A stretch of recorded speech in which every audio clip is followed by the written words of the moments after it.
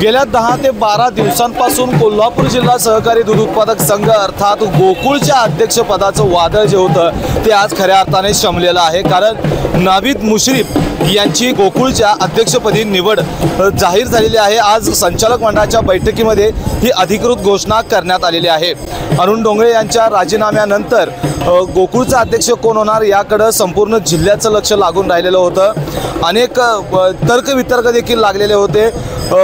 संचालक शशिकांत पाटील चोयेकर यांच्या नावाची गेल्या 8 दिवसांपासून चर्चा सुरू होती। मात्र काल झालेल्या स्थानिक नेत्यांच्या बैठकीमध्ये बंद लोकोट्यातून संचालक मंडळाच्या बैठकीमध्ये आज तो लोकोटा ओपन करण्यात आला आणि त्यातून नावीद मुश्रीफ यांचं नाव जे आहे ते उलगडलेलं आहे आणि गोकुळच्या अध्यक्षपदी आता नावीद मुश्रीफ हे विराजमान झालेले आहेत।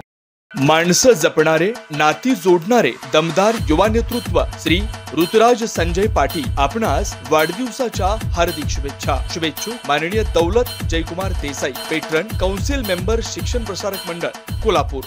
आज गोकुळच्या गोकुळ शिरगाव येथील प्रधान कार्यालयामध्ये ही निवड प्रक्रिया पार पडलेली आहे आणि या ठिकाणी आपण बघू शकताय कार्यकर्त्यांचा जो जल्लोष आहे तो मोठ्या प्रमाणात या ठिकाणी सुरू आहे।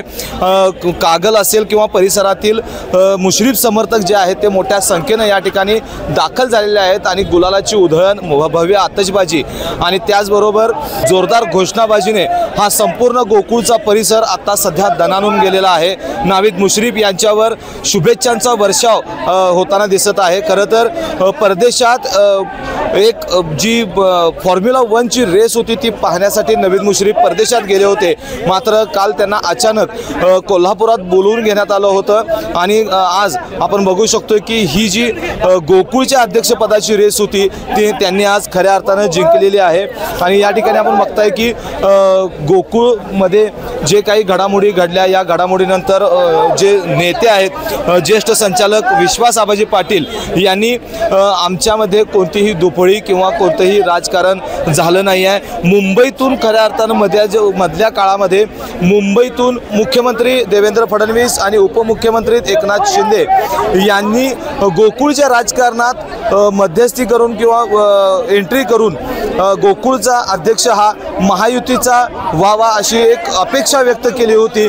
त्यामुळे अरुण डोंगरे यांचा राजीनामा देणं बाकी ठेवण्यात आले होतं। मात्र आज कालपासून ज्या काही घडामोडी घडल्या आणि महायुतीचाच जो व्यक्ती आहे, संचालक आहे, तो आता गोकुळच्या अध्यक्षपदी विराजमान झालेला आहे।